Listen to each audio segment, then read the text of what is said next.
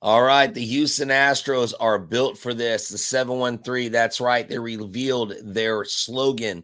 We have stuff from Joe Espada, the train, the City Connect release. Let's talk about some exciting stuff. 2025 is right around the corner. Let's start right now. Jainer Diaz, this is Locked On Astros. Hello and welcome to Locked On Astros, your daily Astros podcast. Here are your hosts, Eric, the man Heisman, and Brett, Htown Wheelhouse Jereseys. We are Locked On Houston Astros, and we update you joins for a daily Locked On Astros podcast. My name is Eric Heisman. You find me on X at Eric Talks Astros. You find the show at Locked On Astros, your team every day. Brett, where can you find you at?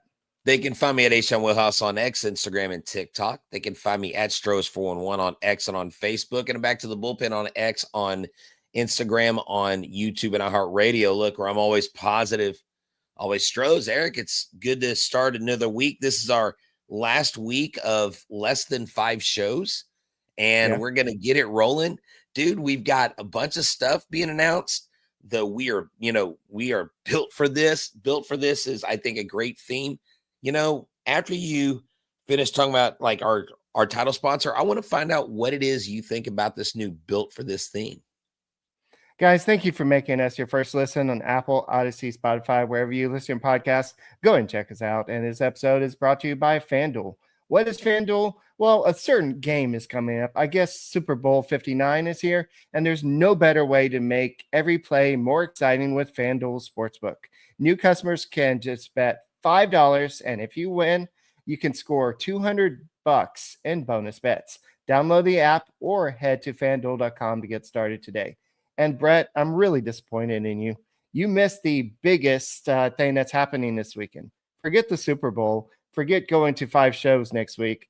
This is the last week that I'm going to be a bachelor again. So I'm getting married on Friday, and I was going to save that for Thursday. I was going to save that till the eve before the big day, Eric. Hey, you know what? The cool thing is, Eric, my girls won a really amazing game last night by 2 points, put us in the top seed. That means, brother, I'm coming to the wedding, and now the party can get started. It's gonna go off. We're gonna have fun, right? We're gonna, as the kids say, get turned. Get lit. Oh. All right. I'm not responsible for this message. All right. So I know that the Astros came up with Built for This, and I know that they said the window's always open. That was kind of their moral today. And I do like it. I know we're all worried about what is it going to be. I know in the past we've said earn it and earn it again and all this stuff. So everything that they've had in the past. So earn it again was not a theme. I think that's what we thought it should be. Oh, well, you know what's funny, Eric, is the history is earned is in that year. That's what it was. Yeah. Mm-hmm. History earned history. And we were like, yes, figuratively. Yeah. So I think that this is a good way to this was a off season of transition. This was an off season of what the heck are the Astros doing? And so I think that this is a good motto. It's built for this. So this team is built to continue to win. And so that's what they're saying. No matter what happens, I think that Dana Brown basically said his goodbyes to Alex Bregman today, even though multiple reports said, I guess he said that they're still having internal conversation about Alex Bregman. I think that's just, are they going to really raise up to his what he's asking for? But what he said, what this is saying is that this team, despite losing Kyle Tucker, despite losing Alex Bregman, they feel like they're built to continue to winning, despite not having the best farm system. So this is a very, very, very bold move by the Houston Astros, because they're putting everything online and they're saying, hey, we're going to go out there, we're going to win.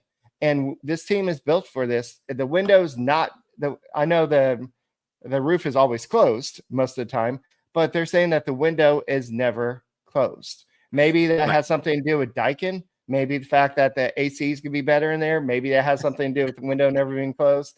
But I don't know.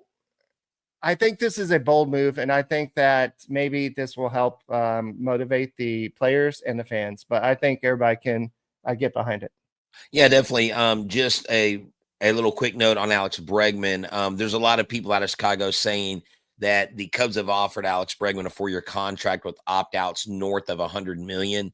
I would assume that within the next few days, I don't know, maybe it goes into spring training, Alex Bregman may sign with the Cubs. I mean, they've got Presley, they've got Tucker, but here's the deal. We are built for this. I think Framber Valdez is built for this. And if you've got that kind of jack to hand over to Alex Bregman, I don't know about you. Like, I know that I've said that I don't know that we get any more out of Valdez.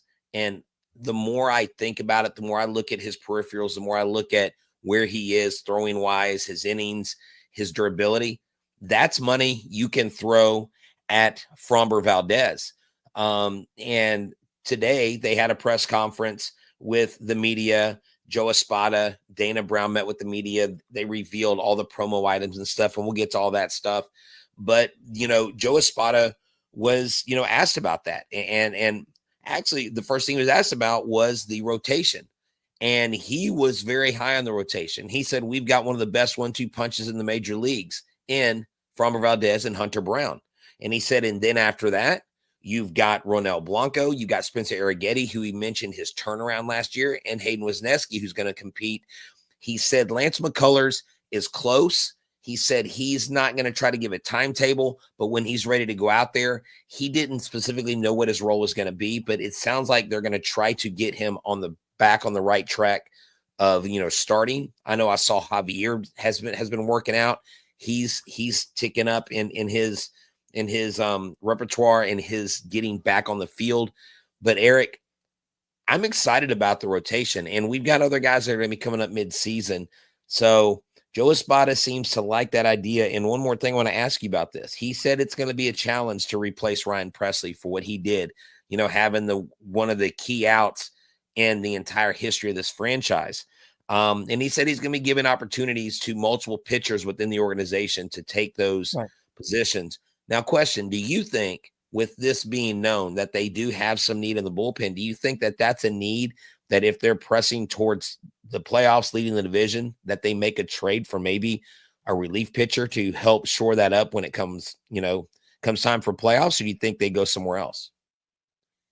I think that's going to be a discussion later on in the year, but I think that they have given themselves some luxury. They have a little bit of wiggle room with that $4.4 million because they're underneath the luxury tax threshold as of right now. So yes, if they need something at the trade deadline to be more built for this, then they'll go out and get a reliever. I think that that's something that may be a weakness at this point outside of the outfield, because Ryan Presley, at times he was bad, but at times he was good. I do want to address this.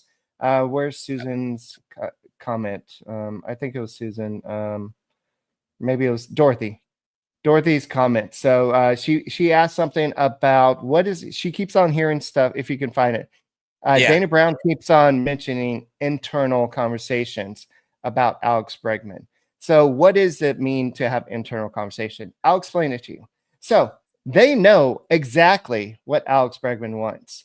They can have all the conversations they want with Boris, but it's a waste of time because Boris is like, are y'all going to meet my demands? And the answer is no. And so what the Astros are having is they're having these internal conversations. Well, is the need enough to go out and get closer to what Boris and Bregman are wanting? Do we need Bregman's bat? Like, how important is it? How can we make the room financially? How much of a would hurt us, not only money wise, tax wise, but prospects wise? Because you're going to have to lose international pool money. You're going to lose another draft pick. So what's possibly going to be the consequences if we go out and go get Alex Bregman? These are the internal conversations that they continue to have. Is it worth it? Is it something that we should do? Brett, you can offer your thoughts in a second. But guys, thank you for making us your first listen. Apple, Odyssey, Spotify, wherever you listen to your podcast, go ahead and check us out. That's right. This episode is brought to you by Prize Picks. Prize Picks is America's just most fun place to get all your fantasy sports. Over 10 million members and billions in winnings awarded. Prize Picks makes it fun and simple. Here's how it works. You pick more or less on at least one or two player projections. And if you're right, you could win up to 1,000 times your cash. You heard that right. 1,000 times your cash, even as a free pick for the big game. Patrick Mahomes only needs to throw 1 yard to win. Pair that with one more correct pick, you are cashing out. So this week, you need to be looking at things like the big board, more for Travis Kelce receiving yards, more for a quarterback passing yardage. It's what I love most. Fast save withdrawals when I win. My cash is on my account with as little as 15 minutes. If you tail a lineup that goes 3 for 3, you can win a split of $1 million in promo funds. Download the app today. Use the code LOCKEDONMLB to get $50 instantly after you play your first $5 lineup. That's code LOCKEDONMLB for $50 instantly after you play your first $5 lineup. Prize Picks. Run your game. Hey guys, thank you for making us your first listen. Apple, Odyssey, Spotify, YouTube, and soon we'll be coming to your Roku TV. Yes, that's right. You're gonna be able to watch us on your TV a different way besides just Amazon Fire TV Stick. So you're gonna be able to watch Brett and I on your big screen way where you don't have to actually. Well, I guess it'll still be streaming, but you don't have to use your Fire TV stick. You can go ahead and watch it on a Roku device. So. It's cool. It's going to be something that we're going to be starting to do, I believe, on the 17th. So just watch out for that. So, Brett, I don't want to spend too much time on Bregman because I think we're getting a little tired about it. But what are your thoughts about the internal discussions? An internal discussion can be like, hey, have y'all talked to Boris today? No. That could be an internal discussion. They haven't even reached out to Boris. They haven't even talked to him. So I'm sorry, Dana Brown. I'm not buying it. The fact that you're having internal, no. The discussion is, are we still offering him the same amount of money? Yeah. Okay. Let's move on. I mean, Dana Brown literally told Chandler Rome today. He literally said right here, and this is from Chandler Rome.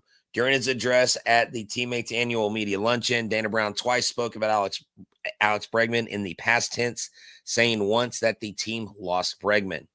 Asked to clarify, Brown said we're continuing to have those internal conversations we're talking about. Brown said he hasn't spoken with Boris recently and asked if Jim Crane had, and Brown replied, no, if he would have told me. So I think we have beaten that dead horse into the ground. So what I want to know about is Altuve. How is Jose Altuve doing in the outfield? I have people sending me videos all the time, Eric, of Jose playing in the outfield, and he's just got to get used to it. This weekend, last night, I shared from the other night from the TriStar show, talked to Craig Biggio, and Craig Biggio said the toughest part of playing the outfield was all the running. And couple this with Alvarez. Alvarez played 53 games in left field last year. They actually want to reduce that. Espada recognized, though, that Alvarez wants to be out there. So what they're going to have to do is be strategic on who they play against, where they're playing, who's pitching, and so on and so forth. And that's how they're going to do that. I would not want to be the person that figures that out, but it will be a rotation. Altuve and Alvarez, they want to reduce those number of games. Altuve's out there getting used to left field. And Craig Biggio did say, he goes, I didn't know those squares where the numbers go were metal until I put my hand through one of the squares in a game. He said, I didn't break my hand, but it sure hurt. And so he said, there's a lot of things out there that it plays very differently. And hey, later in the show, Panda, if you're listening, we're going to tell you the City Connect release date. You've been dying to hear about that.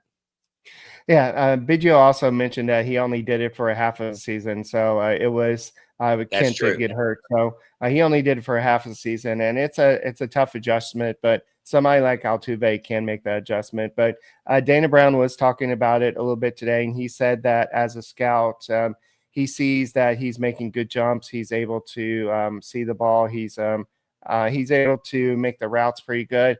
And he said he looks like a kid out there having fun, and he's taking it to he's taking advantage of it. And so this is something that he's doing on his own time. Nobody told him, hey, Altuve, come in and let's work on taking some fly balls in left field. This is something that he's coming out and doing himself. We have to remember this was in the article that Chandler Rome wrote today. He, in the past 3 years, he has a negative runs saved score. I think he's the bottom 6 in terms of second baseman, and his defensive skills have just gone downhill. So if he can go out there and not embarrass himself at second, in left field, you have 2 ground ball pitchers in Valdez and Hunter Brown. If you can have somebody that can play second base there, that could help.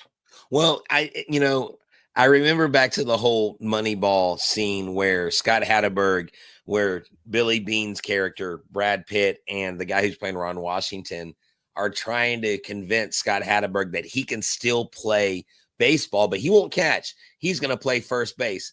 He goes, playing first base is easy. Tell him, Washington. He goes, it's incredibly difficult. Right. He's like, whatever. But it is difficult. That's what Devon said. Remember last year when Devon played first base, he said that I didn't realize how much work it is to play first base. Well, there are different positions. And look, I know he has a negative defensive run save number, and I haven't taken a deep dive into his numbers, but he still honestly has had one of the better careers. 3 reasons I love Altuve. He's cute, he's fast, and he runs like the wind. This was from Mama Wheelhouse, not from Htown Wheelhouse, with her Abby, her and Ryan Stanek right there. Ryan Stanek, friend of the show. So good to see that.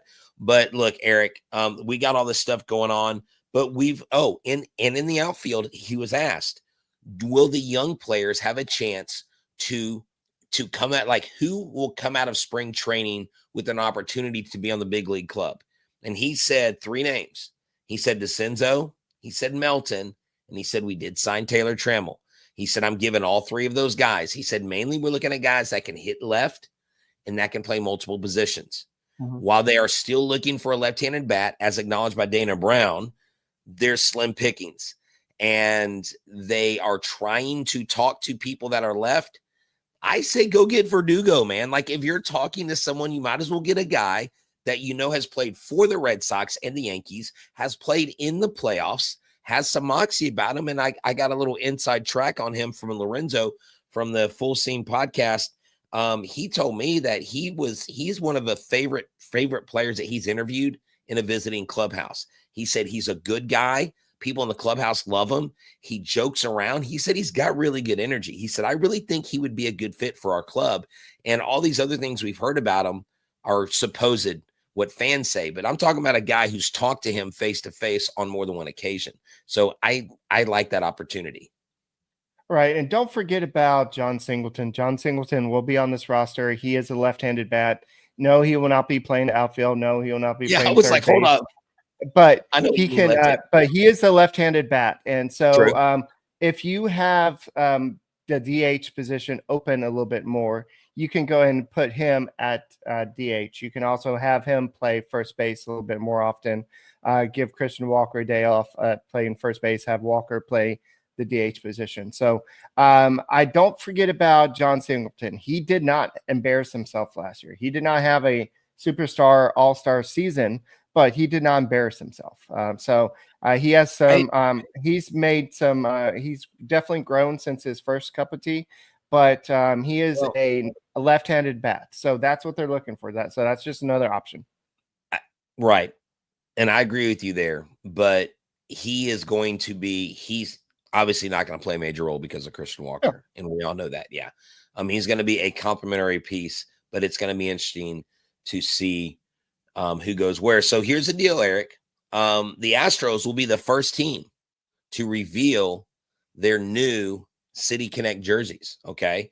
So they'll be the first team in 2025 to unveil it. The design of the uniform will be revealed on March 31st before the start of the regular season versus the Giants. Okay. Now, another thing, Eric, you and I were talking before the show, 25th anniversary of Minute Maid Park. What are they going to unveil opening day in Minute Maid Park? What is everybody worried about? We're going to talk about that next. Thank you for making Locked On Astros podcast your first listen every day. It's called a teaser. All right, folks. This episode is brought to you by Gametime. Gametime is America's #1 place to get tickets.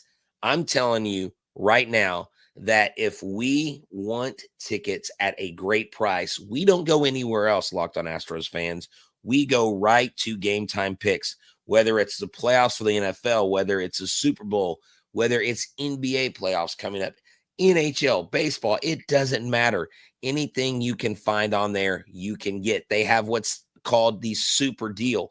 And the reason why it's impressive is because it offers the best value for each event. The app features like seat views before you buy, all-in pricing with no surprise fees at checkout, always makes the experience smooth and reliable for me. Plus, on-time ticket delivery and lowest price guaranteed gives me peace of mind. And I can tell you, I take the guesswork out of buying tickets with Gametime. I download the Gametime app, I created an account, and I did use the promo code LOCKEDONMLB, and I got $20 off my first purchase. Terms do apply. Again, create an account and redeem the code LOCKEDONMLB for $20 off. Download Gametime today. Last minute tickets, lowest prices guaranteed. Hey guys, thank you for making Locked On Astros podcast your first listen every day. Whether it's on YouTube, go ahead, subscribe to us, make us first listen. Apple, Odyssey, Spotify, wherever you listen to your podcast, go and check us out. So, Brett, a lot of people want to know are the Astros going to sign Alex Bregman? We're going to be waiting for a while. Some people in the chat are saying that. Okay. So if you're coming here late, huh? No, Alex Bregman's not coming to Houston, y'all. I'm sorry. He's gone. Okay. He'll either be in Chicago, Toronto, or Boston, but he's not coming to Houston. But here's the deal, Eric. They're going to, what are they going to show up? What is missing from Dyken Park right now? What is missing? Well, they have announced that on opening day, they're going to go ahead and have the train there, but it's going to have it's going to be decorated a little bit different way. What was hold on? What was that? You know how everybody's speculating by what's on the back, so I was trying to bleep it out. So, but anyway, so I think that it's we don't know what it's going to look like, but what they're doing is they're updating it. They're making it look better. They're repainting it. Yes. They're repainting it and doing everything because of 25th anniversary of the ballpark at Union Station and Rowan Field, Minute Maid Park, Dyken Park, whatever you want to call it. But this is going to be the 25th anniversary, so they're repurposing the field, the train, and it's going to look good.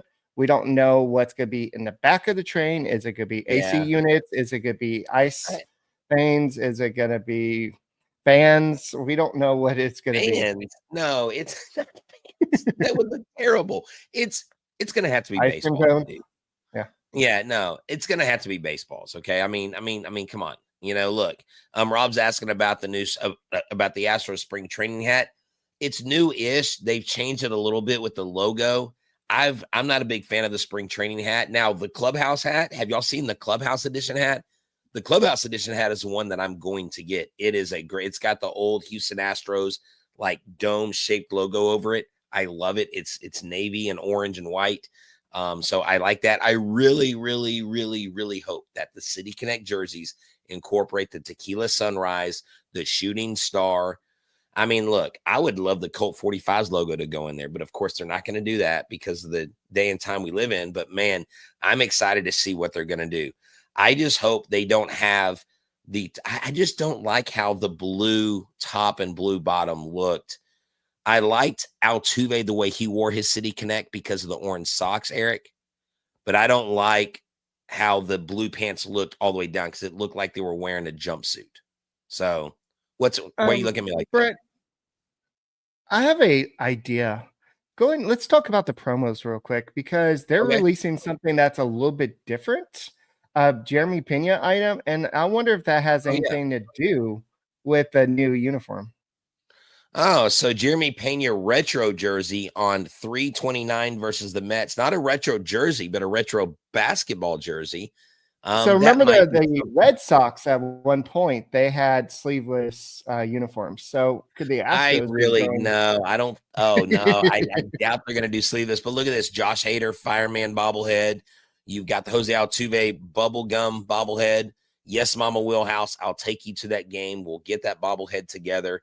Let's look at some other things. I mean, kind of hard to see here, but there's all kinds of different days and nights. They've got Harry Potter, Hello Kitty, Father's Day, Princess Day, Yoga Day.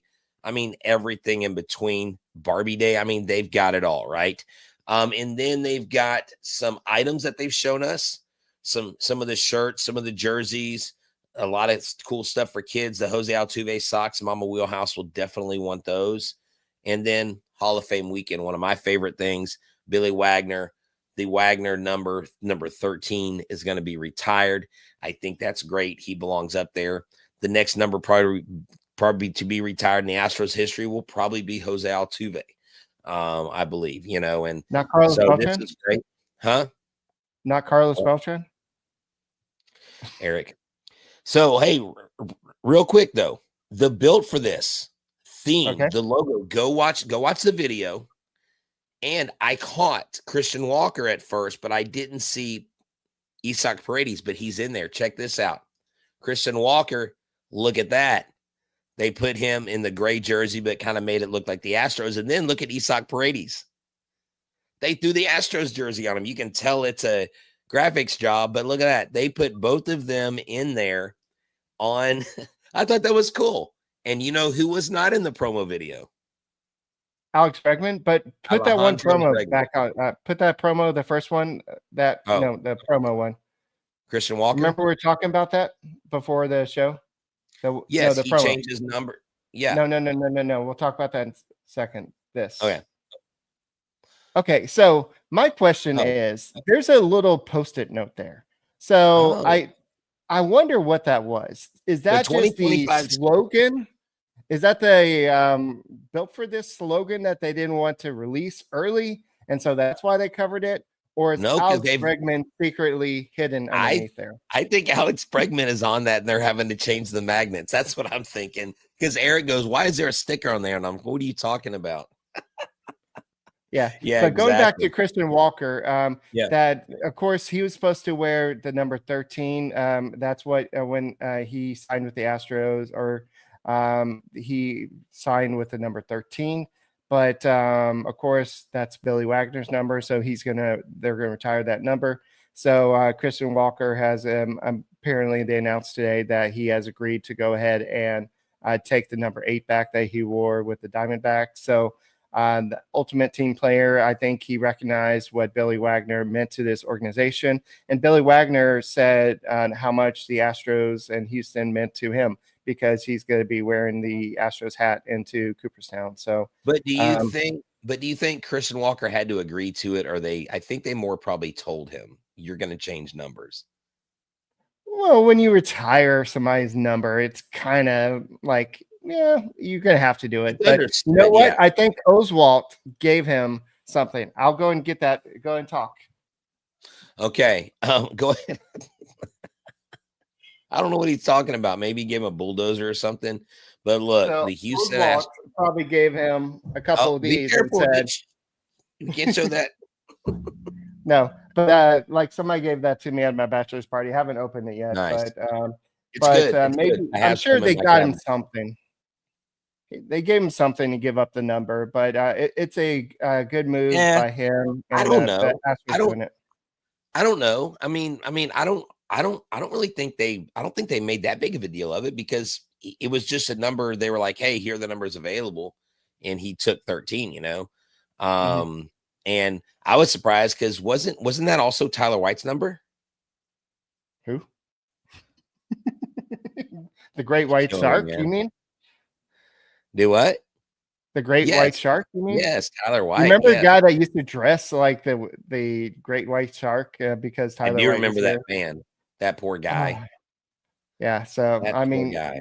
being Astros fans, we have gone through a lot, and the fact that the Astros are still extending this, they're trying to extend this run. So we'll see. I know that a lot of people are questioning, do the Astros have enough? And I think we'll see this year. I think this year is a transition year. They're moving away from Alex Bregman at this point, and the fact that you basically hear Dana Brown talking past tense about Bregman, that says a lot. Before, he's like, oh yeah, we're still having, they keep on having the internal discussions, but I think If the I hear fact that that word one more time, oh, it's what you do. Like, yeah, when somebody asks you about it, what are you going to say? Well, we've totally ruled it out. We've I would decided, I we're would going to move say on. I would say he's a free agent. Yeah. That's what I would say. Forget it. Yeah. Move on. Don't even ask. And at this point, if Bregman wants to come back, yeah, of course they would welcome him. But I'm like Jose Altuve, and I haven't said this on the show. Jose Altuve literally campaigns for you, literally puts his heart out on his sleeve for you. And you can't take $10 or $20 million less to come back to your boy Altuve. That doesn't seem like loyalty's too high on his chart. To me, that's kind of a dim light fading on Bregman's legacy at the end. His legacy is not tarnished as a player, but at the end, he's kind of leaving on a sour note, Eric. That's personally, that's how I feel. I think in a few years, after this all kind of goes away, you won't. Some people, I still remember when Carlos Beltran left. I had this shirt that said Beltran sucks, and it had the money symbols on it because he left for money. And so it took us a while for Carlos Beltran to get over Carlos Beltran, but I think people eventually, because of what Bregman did for the city. And I'm not saying he's going to be hated. Yeah. I just think him going out like this, and I think because of the process and how long it is at this point it's nauseating. And at this point, I think people are tired of it, to be honest. So Bregman, freaking sign somewhere, go to a camp where you're supposed to be, get with the team, go with the Cubs. Who cares? Let's go. We are built for this, baby. We're going to win. Screw it. Guys, that's all we got for this edition of the Locked On Astros podcast. My name is Eric Heisman, and he is Brett Wall. And we'll go ahead and I'm Paul Wall's brother. Yeah, Brett Wall, Paul Wall, baby. Yeah. I just don't have the grill. I need the grill. But yeah, I got the 713, baby. Bury him in the H. We'll see you later. That's all we got for this edition of the Locked On Astros podcast. Make sure you go and subscribe to us. Make us first listen Apple, Odyssey, Spotify, and we'll see you next time. And go Stros. Brett. Gonna be a baller. Oh, go Stros. Shot caller, 20-inch blades on the Impala.